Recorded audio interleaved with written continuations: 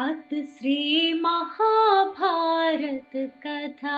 अथ श्री महाभारत कथा। महाभारत कथा। महाभारत कथा। कथा है पुरुषार्थ की, स्वार्थ के परमार्थ की, सार्थ की जिसकी बने श्री कृष्ण भारत पार्थ की। शब्द दिग्घोषित हुआ जब सत्य साधक सर्वथा। शब्द दिग्घोषित हुआ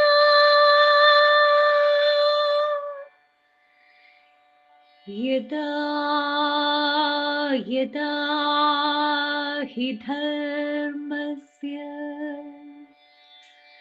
ग्लानिर्भवति भारत,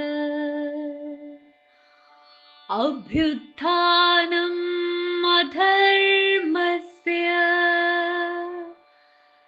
तदात्मानं सृजाम्यहम्, परित्राणाय साधूनां विनाशाय च दुष्कृतां, धर्म संस्थापनार्थाय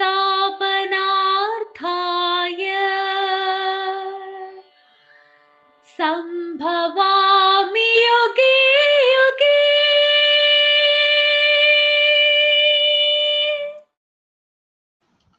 ओम व्यासाय विष्णुरूपाय व्यासरूपाय विष्णवे नमो वै ബ്രഹ്മനിധയേ വാസിഷ്ഠായ നമോ നമ. എല്ലാ സജ്ജനങ്ങൾക്കും വിനീതമായ നമസ്കാരം. ഇന്ന് എഴുത്തച്ഛൻ്റെ മഹാഭാരതം കിളിപ്പാട്ടിലെ ആനുശാസിക പർവമാണ് നമ്മൾ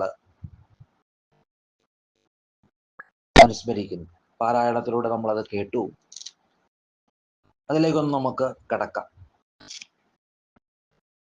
ധർമ്മപുത്രർക്ക് വേണ്ടുന്ന ഉപദേശങ്ങള് ഭീഷ്മപിതാമഹൻ നൽകുന്നു, അല്ലെങ്കിൽ ശരിയായ വഴി കാണിച്ചു കൊടുക്കുന്നു. ഉപദേശം നൽകുക എന്ന് പറയുമ്പോൾ നേരായ വഴിക്ക് നടത്തുക എന്നുകൂടി അതിനർത്ഥമുണ്ട്. അതുകൊണ്ട് ആനുശാസിക പർവം എന്ന് അതിനെ വിശേഷിപ്പിക്കുന്നു. ദാനധർമ്മ പർവം എന്നൊക്കെ ഇതിനെ പറയാറുണ്ട്.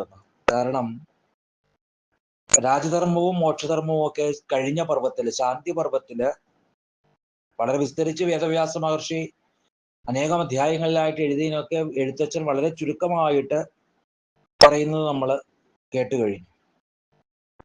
ആ മോക്ഷധർമ്മത്തെ പറ്റിയിട്ടൊക്കെ കേട്ട ധർമ്മപുത്രര് ഭഗവാന്റെ മുമ്പിൽ വെച്ചുകൊണ്ട് മോക്ഷാർത്ഥിയായിരിക്കുന്ന ഭീഷ്മരോട് ചോദിക്കുകയാണ്, ലേ പിതാമഹ, ദാനാദി കർമ്മങ്ങളെ പറ്റിയിട്ട് അറിഞ്ഞാലായി കൊള്ളാം എനിക്ക്. അപ്പോഴാണ് കാലാദികളുടെ ഒരു സംവാദത്തെ ഭീഷ്മപിതാമഹൻ ധർമ്മപുത്രരെ കേൾപ്പിക്കുന്നത്. ഗൗതമി, വേടൻ, പാമ്പ്, മൃത്യു, കാലം, ഇങ്ങനെ ഇവര് 5 പേര് തമ്മിലുള്ള ഒരു സംവാദമാണ് ആദ്യം കേൾപ്പിക്കുന്നത്. ഗൗതമി എന്ന് പറയുന്ന ഒരു വൃദ്ധ ആ സ്ത്രീയുടെ മകനെ പാമ്പ് കടിച്ച് മരിച്ചപ്പോഴ് ആ പാമ്പ് കടിയേറ്റ് മരിച്ച ആ പുത്രനെ പറ്റിയിട്ട് ദുഃഖിച്ചുകൊണ്ടിരിക്കുന്ന ഗൗതമിയുടെ മുമ്പിലേക്ക് കടിച്ച പാമ്പിനെ പിടികൂടിക്കൊണ്ടൊരു വേടൻ കടന്നു വരുന്നു. എന്നിട്ട് ഈ പാമ്പിനെ കൊല്ലണം, ഈ പാമ്പ് കടിച്ചിട്ടല്ലേ ഗൗതമിയുടെ മകൻ മരിച്ചത്, കൊണ്ട് നമുക്ക് ഈ പാമ്പിനെ കൊല്ലാം എന്ന് പറഞ്ഞ് ഗൗതമിയെ ഈ സർപ്പവധത്തിനായിട്ട് പ്രേരിപ്പിക്കുന്നു. ഗൗതമിയാകട്ടെ ഈ സർപ്പത്തെ ഉപദ്രവിച്ചത് കൊണ്ട് മരിച്ചുപോയി എൻ്റെ മകൻ തിരിച്ചു വരുമോ? ഇല്ല, അതുകൊണ്ട് ഈ സർപ്പത്തെ ഉപദ്രവിക്കേണ്ട, വെറുതെ വിട്ടോളൂ എന്ന് പറയുക. പക്ഷെ എത്ര ഗൗതമി നിർബന്ധിച്ചിട്ടും സർപ്പത്തെ വിടുവാനായിട്ട് വേടൻ തയ്യാറാകുന്നില്ല. ഒടുവില് ബന്ധനത്തിൽപ്പെട്ട് വേദനിച്ചുകൊണ്ടിരിക്കുന്ന സർപ്പം മനുഷ്യസ്വരത്തില് ഈ വേടനോട് പറയുകയാണ്, ഞാന് ഇതിൽ തെറ്റൊന്നും ചെയ്തിട്ടില്ല, ആ കുട്ടിയെ കടിക്കാനായിട്ട് എന്നെ പ്രേരിപ്പിച്ചത് മൃത്യുവാണ്, അതുകൊണ്ട് മൃത്യുവാണ് കുറ്റക്കാരൻ, ഞാനല്ല. പക്ഷെ വേടൻ അത് കേൾക്കുന്നില്ല. നീ ഒരാൾ പ്രേരിപ്പിച്ചുവെങ്കിൽ നീ അത് ചെയ്തില്ല, അതുകൊണ്ട് നീ ഇതിന് കാരണക്കാരനാണ്, നിന്നെ ഞാൻ വധിക്കും. അപ്പോൾ ആ വാഗ്വാദം അങ്ങനെ നിൽക്കുമ്പോൾ അവിടെ മൃത്യു പ്രത്യക്ഷപ്പെട്ടു. എന്നിട്ട് സർപ്പത്തിനോടും വേടനോടും ഒക്കെ ആയിട്ട് പറയുകയാണ്, സർപ്പമേ, നീ പറഞ്ഞതുപോലെ നിന്നെ പ്രേരിപ്പിച്ച ഞാനല്ല ഇതിൽ കുറ്റക്കാരൻ. ഇതിന്റെ കുറ്റക്കാരൻ നീയുമല്ല ഞാനുമല്ല, കാലമാണ്. എല്ലാം കാലത്തിന് അധീനമായിട്ടാണ് ചെയ്യപ്പെടുന്നത്. അതുകൊണ്ട് കാലമാണ് ഇതിന്റെ കുറ്റക്കാരൻ. പക്ഷെ ഇത് കേട്ടിട്ടും വേടൻ സർപ്പത്തെ വിടാനായിട്ട് കൂട്ടാക്കുന്നില്ല. അങ്ങനെ ആ വാഗ്വാദം വീണ്ടും തുടരുമ്പോഴാണ് അവിടെ കാലം പ്രത്യക്ഷപ്പെട്ടു. എന്നിട്ട് എല്ലാവരോടുമായിട്ട് പറഞ്ഞു, കുട്ടിയുടെ മരണത്തിൽ നിങ്ങൾ ആരും കുറ്റക്കാരല്ല. സ്വന്തം കർമ്മഫലം തന്നെയാണ് ആ കുട്ടിയുടെ പ്രാണനെ നഷ്ടപ്പെടുത്തിയത്.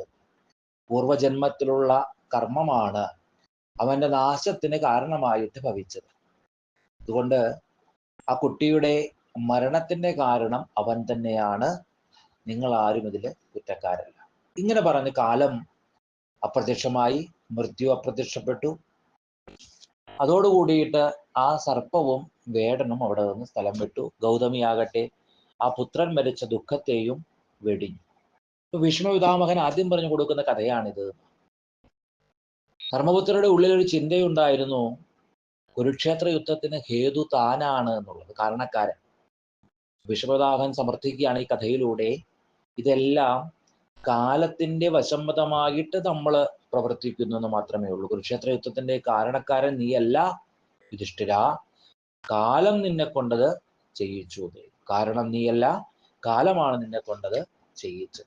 അപ്പൊ ഇങ്ങനെ ആദ്യമായിട്ട് കാലാദികളുടെ ഈ സംവാദത്തെ പറഞ്ഞുകൊടുത്ത് ധർമ്മപുത്രരുടെ ദുഃഖമൊക്കെ മാറ്റുന്നു ഭീഷ്മപിതാമഹൻ. പിന്നീട് അതിഥി പൂജയുടെ മഹത്വത്തെ ബോധിപ്പിക്കാനായിക്കൊണ്ട് സുദർശനന്റെ കഥയെ പറഞ്ഞു കേൾപ്പിക്കുകയാണ്. ഓഘവതി എന്ന് പറയുന്ന ഭാര്യ ഉണ്ടായിരുന്ന സുദർശനൻ ഓഘവതിയോട് പറഞ്ഞു, അതിഥികൾ വന്നു കഴിഞ്ഞാൽ അവരെ ഏത് പ്രകാരത്തിലും എന്താണോ അവർ ആവശ്യപ്പെടുന്നത് അത് നടത്തിക്കൊടുത്ത് അവരെ സംതൃപ്തരാക്കണം, അതാണ് എനിക്ക് ഇഷ്ടം. അങ്ങനെയുള്ള ആ ഓഘവതിക്ക് ഒരിക്കല് ഒരു ബ്രാഹ്മണൻ തന്റെ ആശ്രമത്തിലേക്ക് വന്നപ്പോൾ സ്വീകരിക്കേണ്ടതായിട്ട് വന്നു. എന്താണ് അദ്ദേഹത്തിന് ആവശ്യമുള്ളത് എന്ന് ചോദിച്ചു കഴിഞ്ഞപ്പോഴാണ് ഇവളുമായിട്ട് സംഭോഗത്തിൽ ഏർപ്പെടണമെന്ന് ഇദ്ദേഹം ആവശ്യപ്പെടുന്നത്. ഭർത്താവിന്റെ നിർദ്ദേശത്തെ മാനിച്ചുകൊണ്ട് ആ ബ്രാഹ്മണനെ സ്വീകരിക്കാനൊക്കെ ആയിട്ട് ഈ ഓഘവതി തയ്യാറായി. പുറത്തു പോയിരുന്ന സുദർശനൻ മടങ്ങി വന്നപ്പോൾ ഭാര്യയെ പുറത്ത് കണ്ടില്ല. ഭാര്യയെ വിളിച്ചപ്പോഴാണ് അതിഥിയായി വന്ന ബ്രാഹ്മണൻ വിളിച്ചു പറഞ്ഞു, നിന്റെ പത്നി അതിഥി പൂജ നടത്തിക്കൊണ്ടിരിക്കുകയാണ്, ഞാനുമായിട്ട് ശയിച്ചുകൊണ്ടിരിക്കുകയാണ്. എന്നാൽ അത് കേട്ട മാത്രയില് ഈ സുദർശനൻ ഓടി വരുമെന്നും ഭാര്യയെ മർദ്ദിക്കുമെന്നൊക്കെയാണ് ധരിക്കുക. എന്നാൽ അങ്ങനെയല്ല ഉണ്ടായത്. ഇവൻ നടത്തിയിരുന്ന സത്യം, സുദർശനൻ നടത്തിയിരുന്ന സത്യം, അതിഥി പൂജയെ മഹത്തരമായിട്ട് കണ്ട് ഏതു തരത്തിലും അതിഥിയെ സംതൃപ്തനാക്കുമെന്ന് ചെയ്തിരുന്ന സത്യം പിഴയ്ക്കുമെന്നൊക്കെ കരുതി മൃത്യു ഇദ്ദേഹത്തെ വധിക്കാൻ തയ്യാറായിട്ട് നിൽപ്പുണ്ടായിരുന്നു. എന്നാല് തന്റെ ഈർഷ്യയെയും കോപത്തെയും ഒക്കെ കീഴടക്കിയ ആളാണ് ഈ സുദർശനൻ. അതുകൊണ്ട് ആ സുദർശനൻ അവിടെ വിളിച്ചു പറയുകയുണ്ടായി, അല്ലയോ ബ്രാഹ്മണ, അങ്ങ് എന്റെ ഭാര്യയുമൊത്ത് രമിച്ചുകൊള്ളൂ. അതിഥി പൂജയാണ് ഗൃഹസ്ഥാശ്രമത്തിലെ ഏറ്റവും വലിയ ധർമ്മം. അതുകൊണ്ട് എന്റെ സമ്പത്തും അത് തന്നെയാണ്. ദേവന്മാര് എന്നെ കാക്കട്ടെ. ഇത് കേട്ടതോടുകൂടി ആ ബ്രാഹ്മണൻ വെളിയിലേക്ക് വന്നു. സുദർശന്റെ മുമ്പില് പ്രത്യക്ഷ ആയിക്കോട്ടെ അദ്ദേഹം പറഞ്ഞു, ഞാൻ നിന്നെ പരീക്ഷിക്കുവാനായിട്ട് വന്ന ധർമ്മനാണ്. നിന്റെ ധീരത കൊണ്ട്, നിന്റെ ആ ഭാര്യയുടെ പവിത്രത കൊണ്ട് നിങ്ങൾ രക്ഷപ്പെട്ടിരിക്കുന്നു, നീ മൃത്യുവിനെ കീഴടക്കിയിരിക്കുന്നു. അപ്പൊ അതുകൊണ്ട് അതിഥി പൂജയാണ് ഏറ്റവും മഹത്തരം. പൂജിക്കപ്പെടുന്ന അതിഥി ഉള്ളിലെ എന്ത് ശുഭം വിചാരിക്കുന്നുവോ അത് 1000 യാഗത്തിന് തുല്യമാണ്, അല്ലെങ്കിൽ 100ഓളം യാഗത്തെക്കാൾ ശ്രേഷ്ഠമാണ് ധർമ്മപുത്രരെ യുധിഷ്ഠിര എന്ന് പറഞ്ഞ് മനസ്സിലാക്കുകയാണ് കഥയിലൂടെ ഭീഷ്മ പിതാമഹൻ. പിന്നീട് ബ്രാഹ്മണ മാഹാത്മ്യത്തെ മനസ്സിലാക്കി കൊടുക്കുവാനായിട്ട് മതഗോപാഖ്യാനം, ബ്രാഹ്മണ്യം കിട്ടുവാനായിട്ട് ദീർഘകാലം തപസ് ആചരിച്ചു. ആ സമയത്തൊക്കെ ഇന്ദ്രൻ വന്ന് ഇദ്ദേഹത്തെ അതിൽ നിന്ന് പിന്തിരിപ്പിക്കുന്നു. ബ്രാഹ്മണ്യം അങ്ങനെ നേടാനായിട്ട് സാധ്യമല്ല എന്നൊക്കെ പറഞ്ഞ് ഇദ്ദേഹത്തെ പിന്തിരിപ്പിക്കുന്നു. ബ്രാഹ്മണ സ്ത്രീയില് ഒരു വൃഷളനുണ്ടായ പുത്രനാണ് മതങ്കരൻ. അദ്ദേഹത്തിന് ബ്രാഹ്മണ്യം നേടണം എന്നുള്ള ആഗ്രഹം അനേകം പ്രാവശ്യം അദ്ദേഹം തപസ്സൊക്കെ ചെയ്തു. പക്ഷെ ദേവതനം വന്ന് ഇതൊരിക്കലും പ്രാപ്യമല്ല എന്ന് പറഞ്ഞുകൊണ്ട് അദ്ദേഹത്തെ പിന്തിരിപ്പിക്കുന്നു. അങ്ങനെ മതങ്കോപാഖ്യാനം. പിന്നീട് ഗരുഡ നാരായണ സംവാദം, മഹാദേവന്റെ മാഹാത്മ്യം ഉപമന്യു ഉപാഖ്യാനത്തിലൂടെയൊക്കെ പറയുന്നു. മഹാദേവന്റെ സഹസ്രനാമവും അവിടെ പറയപ്പെട്ടു. കന്യകാദാനം സംബന്ധിച്ച കാര്യങ്ങളെ അവിടെ വിസ്തരിച്ചു പറഞ്ഞു. സ്വത്തിന്റെ വേർതിരിവ് എപ്രകാരത്തിൽ വേണം എന്ന് പറഞ്ഞു. വിവിധങ്ങളായിരിക്കുന്ന വർണ്ണങ്ങളുടെയും സമുദായങ്ങളുടെയും ഉൽപ്പത്തിയാദി കാര്യങ്ങളെ അവിടെ ബോധിപ്പിച്ചു. ഗോമാഹാത്മ്യത്തെയും എടുത്തു പറഞ്ഞു.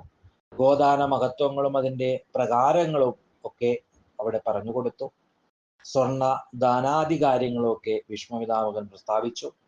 രുദ്രനും സനൽകുമാരനും തമ്മിൽ സംവാദത്തിലൂടെ മുക്തിധർമ്മങ്ങളെ വീണ്ടും അറിയിച്ചു. തീർത്ഥങ്ങളുടെയും ഗംഗയുടെയും ഒക്കെ മാഹാത്മ്യം ബോധിപ്പിച്ചു. പാർവതീ പരമേശ്വര സംവാദം കൊണ്ട് മുൻപ് പറയപ്പെട്ട കർമ്മങ്ങൾ ചുരുക്കമായിട്ട് വീണ്ടും ഒന്ന് പറഞ്ഞുകൊടുത്തു. വിഷ്ണുവിനെ സംബന്ധിച്ചിരിക്കുന്ന ധർമ്മങ്ങളെല്ലാം പറഞ്ഞു. വിഷ്ണു സഹസ്രനാമത്തെയും ഉപദേശിച്ചു. ഇങ്ങനെ ഉപദേശങ്ങൾ എല്ലാം ഭീഷ്മപിതാമഹൻ അവിടെ പൂർണ്ണമാക്കുന്നു. 58 രാത്രികള് ശരശയിൽ കിടന്നു ഭീഷ്മര് എന്നാണ് പറയുക. അങ്ങനെയുള്ള ഭീഷ്മര് ഭഗവാനെ കണ്ട് ഭഗവാനെ സ്തുതിച്ച് നിശബ്ദനായിട്ട്, സ്വച്ഛന്ത മൃത്യുവാണ് ഭീഷ്മര് എന്ന ശന്തനു എന്ന് പറയുന്ന അദ്ദേഹത്തിന്റെ പിതാവ് അദ്ദേഹത്തിന് നൽകിയ അനുഗ്രഹമുണ്ട്. നീ വിചാരിക്കുമ്പോൾ മാത്രമേ നിനക്ക് നാശമുണ്ടാകുകയുള്ളൂ. അപ്പൊ അങ്ങനെ സ്വച്ഛന്ത മൃത്യുവായിരിക്കുന്ന ആ ഭീഷ്മര് തൻ്റെ ആത്മാവിനെ പരമാത്മാവിലേക്ക് ലയിപ്പിക്കുന്നു. എല്ലാവരും നാരായണ മന്ത്രമൊക്കെ ജപിച്ചുകൊണ്ട് അദ്ദേഹത്തെ അവിടെ നമസ്കരിച്ചു. കുറച്ചു നേരം മൗനമൊക്കെ പാലിച്ചു. അപ്പൊ ഇങ്ങനെ ഭീഷ്മ പിതാമഹൻ നടത്തുന്ന ഉപദേശങ്ങളാണ് ഈ പർവത്തിന്റെ പ്രധാന പ്രതിപാദ്യം. പൂർവഭാഗമെന്നും ഉത്തരഭാഗമെന്നും ഒക്കെ മൂലഗ്രന്ഥത്തിൽ തിരിച്ചിരിക്കുന്ന ഈ ആനുശാസനിക പർവം 157ഓളം അധ്യായങ്ങളിലായിട്ടാണ് വേദവ്യാസൻ വിരചിച്ചിരിക്കുന്നത് എങ്കിൽ ഇവിടെ കേവലം 94ഓളം വരികളില് ഒതുക്കിയിരിക്കുകയാണ് എഴുത്തച്ഛൻ എന്ന്. അപ്പൊ അത്രയും വ്യത്യാസം അതിൻ്റെ ആ അന്തർഘടനയ്ക്കുണ്ടെന്ന് സാരം. ഏതായാലും ഭഗവത് അനുഗ്രഹം എല്ലാവർക്കും ഉണ്ടാകട്ടെ എന്ന് പ്രാർത്ഥിച്ചുകൊണ്ട് ഈ പർവം ഭഗവത് പാദത്തിലേക്ക് സമർപ്പിക്കുന്നു. സർവം ശ്രീകൃഷ്ണപാദാരവിന്ദാർപ്പണമസ്തു.